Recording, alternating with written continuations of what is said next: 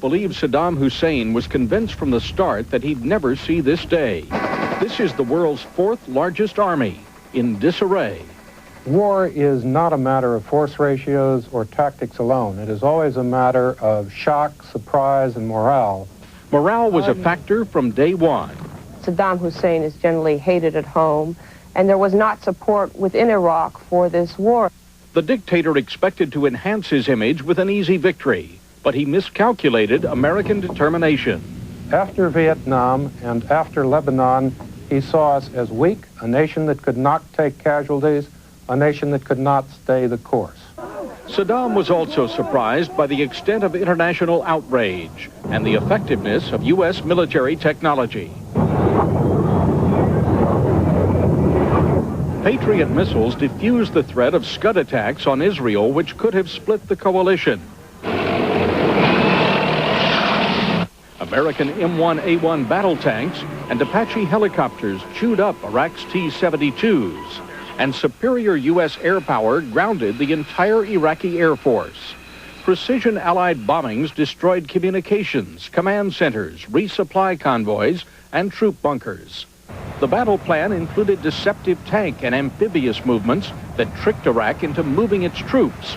That opened holes, letting coalition forces advance quickly and encircle the enemy. So the question was not if Iraq would be defeated, but when. As far as Saddam Hussein being a great military strategist, he is neither a strategist, nor is he schooled in the operational art, nor is he a tactician, nor is he a general, nor is he as a soldier. Other than that, he's a great military man. Analysts say there's only two ways out for Saddam Hussein. He'll leave power altogether or live on as a troublemaker, but without his military machine. An advantage. In the old days, we used flares and searchlights to see our enemy in the dark. The earliest known way to see at night is to turn on a light, whether it be a candle or World War I searchlights into World War II searchlights. But that has a disadvantage, of course. When you turn on your lights, you give your position away, you take a lot of incoming when you do that. By contrast, soldiers in the Persian Gulf War used night scopes to see in the dark without they themselves being seen. And pilots using night scopes can spot a target even though it's pitch black outside. All this sounds impossible, and it would be, but for the efforts at the Center for Night Vision and Electro-Optics at Fort Belvoir, Virginia. This is where Army scientists have conquered darkness, developing the two basic kinds of night scopes now being used by the military. At about the Vietnam War era, we developed the first technology we have for seeing at night, which is called image intensification. This is based upon the principle of taking whatever light there is out there at night, that is stars and moon, and taking that ambient radiation and intensifying it and bringing it up to a level that a human being can observe it. I'm down here in Fort Belvoir's night vision tunnel to show you just how an image intensifier works. For starters, let's simulate starlight. Now, you can't see me through an ordinary camera anymore, but look at me through an image intensifier, nearly as bright as day. Now, let's go one step further and make it absolutely pitch black in here by turning out all the lights. Now you can't even see me in an image intensifier, but you can see me using something else, something called a thermal imager.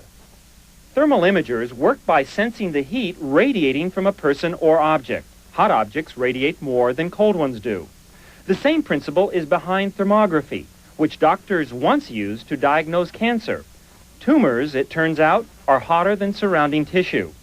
In the Persian Gulf War, thermal imagers are being used in many different ways.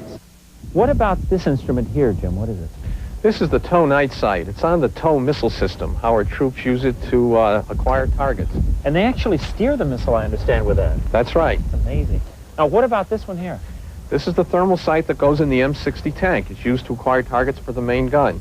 And even though it's a night scope, it can actually be used during the day. That's right. They aim the turret and they shoot the It's cannon. a day-night sight, yes. Amazing. Now, what about this little guy? This is an advanced development model. It's not out with field troops right now. It's designed to be a man-portable rifle sight. Oh, so it's the future. Could he aim it, let's say, at the cars out here in the parking lot to see what they look like? Yes. Oh, wow. You know what I notice is that most of the cars are pretty dark, Jim, but look at that person there. That's because the person is warmer than the cars. The cars have been sitting there for a while. They've cooled off. The engines haven't been running. Where the person is very warm. That's what we call these thermal signatures. And out in the battlefield, you can tell whether a tank or an airplane has been sitting there or whether it's just come back from a mission or whether it's operating? Yes. Many of our laser-guided weapons were also developed here at the Center for Night Vision. Right now, they're working on laser beams that are invisible to the naked eye and that are more powerful and thus have a greater range.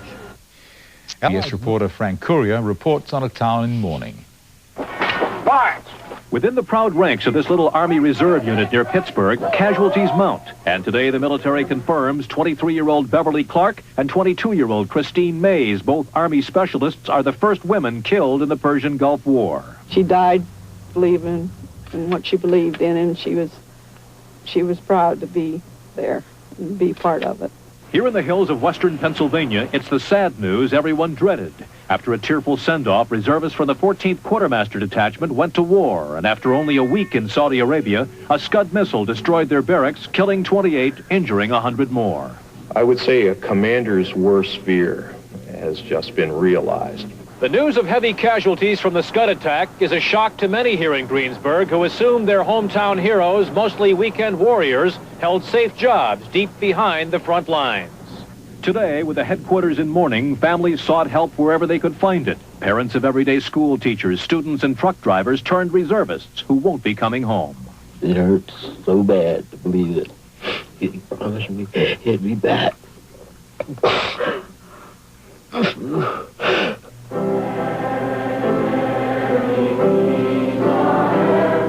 At a high school memorial service, students honored the victims as peacemakers. Here in this town with the first women to die in a unit with the military's biggest losses, the Gulf War has touched home.